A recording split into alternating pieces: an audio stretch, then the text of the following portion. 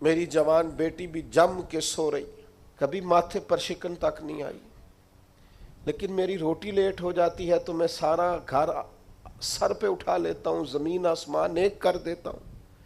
میرے بچے، آپ کے بچے ہماری نگاہوں کے سامنے وہ پوری طرح بری سوسائٹی کا شکار ہو جائیں اور وہ جانے کس کس گناہ میں لگ جائیں، معاذ اللہ شکن تک نہیں آتی، لیکن میرے کپڑے وقت پر استری نہیں ہوئے، مجھے ٹائم پر فلاں چیز نہیں دی گئی، آسمان سر پہ اٹھا لیا جاتا ہے۔ حضور نے تو ہمیں یہ اخلاق سکھایا ہے کہ لہو سے تیرا وجود بھی ذات کے لیے بھر دیا جائے تو زبان سے لان تان نہ کرنا، یہ تیرے نبی کا طریقہ ہے۔ ہاں، اس شخص سے بچنا جو تیری نمازوں کو قضا کرنے کا ذریعہ بنے۔ ایسے لوگوں کے بارے میں تیرا رویہ سخت ہونا چاہیے جہاں تیری عبادات، تیری اللہ کی بندگی داؤ پہ لگتی تجھے نظر آئے۔ خدا را دین کا مزاج تو سمجھیں، ہم کس طرف چلیں۔ اور پھر یہاں میں بڑی ذمہ داری سے یہ بات بھی عرض کر دوں، حضور راضی نہیں ہے اس بندے سے جو میلاد کی جھنڈیاں لگائے اور نماز چھوڑ دے، جو جلسہ وقت پہ کرائے، محفل کے لیے صبح شام ایک کر دے اور نماز کے معاملے میں سستی کرے۔ ایسے ہی جان بوجھ کر اگر بلی کو دیکھ کر کبوتر آنکھیں بند کرے گا تو اس کا معنی کیا ہے؟ آپ کے چھپ جانے سے اور ذرا کسی برکت والی چیز کے پیچھے چھپنے سے شریعت کا حکم بدل جائے گا؟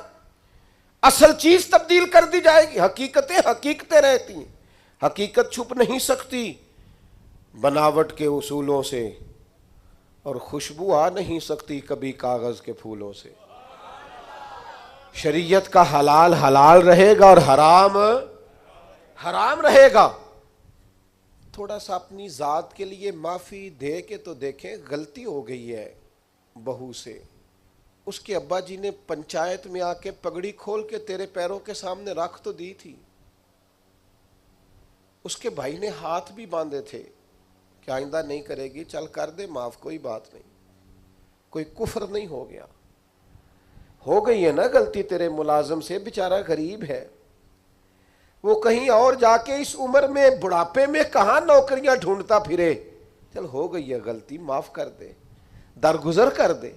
چل تیرا پڑوسی غریب آدمی بھول گیا تھا، تھوڑا سا کر دے درگزر۔ لیکن ہم اس معاشرے اور سوسائٹی میں رہتے ہیں جہاں ہر وقت جج بنے رہنے کا شوق ہے لوگوں، فیصلے کرنا اور مطلق العنان بن کے کرنا، اور بس جی بس میں نے کہہ دیا ہے، اب دوبارہ سے میں کسی کی بات نہیں سنتا۔ آپ مجھ سے ناراض نہ ہو دیں تو یہاں تو مسجد کی کمیٹی کا صدر کسی سے کنٹرول نہیں ہوتا، سارا کچھ بگڑتا ہے تو بگڑ جائے الا ماشاءاللہ، لیکن ہمارا مزاج ہے ماں بدولت نے جو کہہ دیا وہ ہو کے رہے گا۔ پتھر برسانے والے، تکلیفیں دینے والے، اذیتیں دینے والے حضور کے سامنے گردنیں جھکائے کھڑے تھے، بتاؤ بھائی تمہارے ساتھ کیا سلوک کروں؟ فتح مکہ کے دن اعلان ہو رہا ہے، انہوں نے پتہ کیا کہا؟ انہوں نے میرے محبوب کے عظمتوں والے باب کا ذکر چھیڑ دیا، کہنے لگے آپ بھی بڑے ہی کریم ہیں، اور آپ کے والد عبداللہ بھی بڑے ہی کریم تھے، بڑے کریم باپ کے بیٹے ہیں آپ، وہ بڑے کریم تھے۔ نبی پاک علیہ السلام نے فرمایا اگر تم نے یہ کہا ہے تو جاؤ، پھر تم پر کوئی بدلہ نہیں، تمہارے ساتھ وہی سلوک کرنا ہے جو جناب یوسف نے مصر آئے ہوئے بھائیوں کے ساتھ کیا تھا، انہوں نے کنویں میں پھینکا تھا اور جناب یوسف نے سینے سے لگا لیا تھا، لہذا تمہارے ساتھ وہی کچھ کرنا ہے۔ وہ لوگ، حضور نے انہیں معاف کر دیا۔ میں اگر ایک جملہ کہوں تو شاید آپ کو اچھا لگے اور آپ کہیں کہ یہ جملہ کوئی کسی اچھے ادیب نے اور کسی اچھے دانشور نے بڑی اچھائی سے کہا ہے۔ حضور نے انہیں معاف کر کے رہا کر دیا، پر وہ قیامت تک کے لیے میرے نبی کی زلف کے قیدی بن گئے۔ فرمایا جاؤ نا جاؤ، میں نے تمہیں رہا کیا۔ نبی پاک علیہ الصلوۃ والسلام نے انہیں رہائی دی اور انہوں نے بلند آواز سے کلمے پڑھنے شروع کر دیے۔ وہ سارے حضور کی زلف نازنی کے غلام ہو گئے۔ معاف کر کے کسی کو غلام بنایا جا سکتا ہے، بدلہ لے کر غلامیاں نہیں ہوتی، محبتیں پروان نہیں چڑھا کرتی، لیکن وہ ہماری طبیعت ہے نا، مزاج ہے۔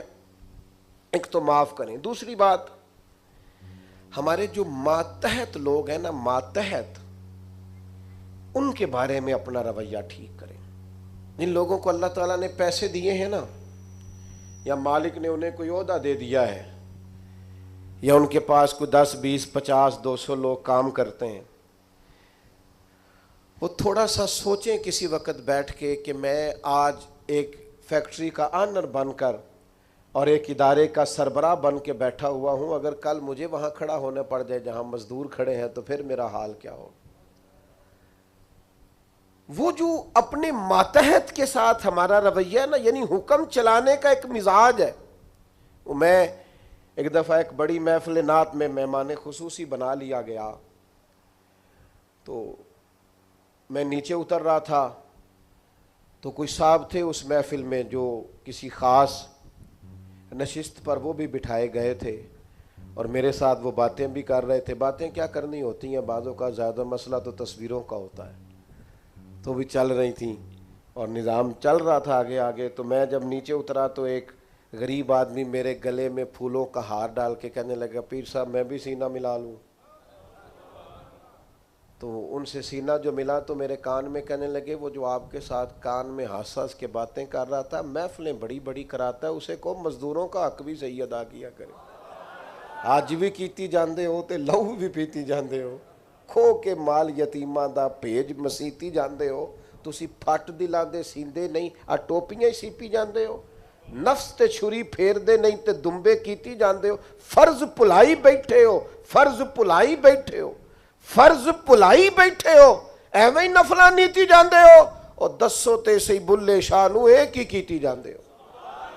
عجیب مزاج ہے۔ نوافل کبھی ترجیح اس طرح نہیں ہونی چاہیے کہ فرض پیچھے رہ جائے۔ بہرحال جس کا جو حکم ہے وہ بات وہی آنی چاہیے۔ اپنے ماتحت کے حق میں ایک شخص نے حضور سے پوچھ ہی لیا، ایک صاحب نے عرض کر ہی دیا، انہوں نے بات ہی کر دی، عرض کی، یہ سنن ابو داؤد شریف میں موجود ہے، کہا یا رسول اللہ میرا ملازم بڑی غلطیاں کرتا ہے، آخر کتنا کو معاف کروں؟ کوئی حد بھی ہوتی ہے، بڑی غلطیاں، بڑی کوتاہیاں، بڑی کمزوریاں، تو اس نے گن کے معاف کرنے کے لیے، حضور کتنی بار معاف کروں آخر؟ بعض لوگ بعض باتیں جھلملا کے کرتے ہیں نا جی، حضور آخر کتنا کو معاف کروں؟ نبی کریم علیہ السلام نے گویا فرمایا، اگر تو نے گن کے ہی پوچھا ہے نا تو چل اس طرح کر، ایک دن میں 70 بار تو معاف کیا کرنا۔ ایک دن میں کتنا معاف کرنا ہے؟ تجربہ تو کریں کہ کیا ہم نے کبھی 7 دفعہ بھی معاف کیا ایک دن میں؟ حضور نے فرمایا 70 دفعہ معاف کر۔ اور ایک شخص کو تو نبی کریم نے ان لفظوں سے تنبیہ فرمائی، فرمایا تیرے غلام پر جتنا تجھے حق حاصل ہے نا تیرے اختیار میں، تیرے رب کو اس سے کئی گنا بڑھ کے تیرے اوپر اختیار ہے۔ یا رسول اللہ ان کا کریں کیا؟ تو نبی پاک نے فرمایا اپنے غلاموں کو اس طرح رکھنا، یہ جو بڑی بات کرتے ہیں نا انسانی حقوق کی، وہ ملازم نو سوٹ دے رہے نے، کہ نواں ہی ہے، میں کدی واری پایا ہے، نواں ہی ہے، لہذا تو بھائی آپ کو بغیر جو نہیں پہنا تھا وہ دینا چاہیے تھا نا، ملازم کو نیا خرید کے دیتے نا آپ۔ یہاں تو لوگ زکوٰۃ بانٹتے ہیں اپنے ملازموں پہ، تو سیاسی زکوٰۃ بانٹتے ہیں، ہاں اس کو پیسے جو وقت کام آ جائے گا، تھوڑی تھوڑی کر کے وہاں بانٹو، جب ٹائم ملے گا تو بلا لیں گے، خوب کرے حمد سے تھوڑا سا گلا بھی سن لے، گولی اگرچہ کڑوی ہے پر ہو سکتا ہے شفا ہو۔ ہر دینی کام میں بھی سیاست کرتے ہو، ذات کے لیے استعمال کرتے ہو، سنو یہ میرے نبی پاک کا اخلاق ہے۔ یا رسول اللہ غلاموں سے کس طرح گزارا کریں؟ فرمایا جس طرح کا خود کھانا اسی طرح کا انہیں بھی کھلانا، جس طرح کا خود پہننا اس طرح کا انہیں بھی پہنانا، سیاستہ میں موجود ہے۔ اور فرمایا ان کی طاقت سے بڑھ کر کبھی انہیں کام نہ بتانا۔ اور میرے محبوب کے غلاموں نے تو اس طرح عمل کیا کہ حضرت ابو ذر غفاری جیسے سردار اپنے گھر سے نکلے تو غلام ساتھ تھا، سامنے سے ایک سردار دیکھ کے حیران ہو گیا، کہنے لگا ابو ذر یہ کون ہے؟ فرمایا میرا غلام. میں کہا حد ہو گئی یار, اس کے کپڑے قیمتی ہیں اور تمہارے کمزور ہیں. یہ انقلاب کیسے آیا؟ تو جناب ابو ذر غفاری فرمانے لگے یہ میرا انقلاب نہیں, یہ محمد عربی کا دیا ہوا انقلاب ہے.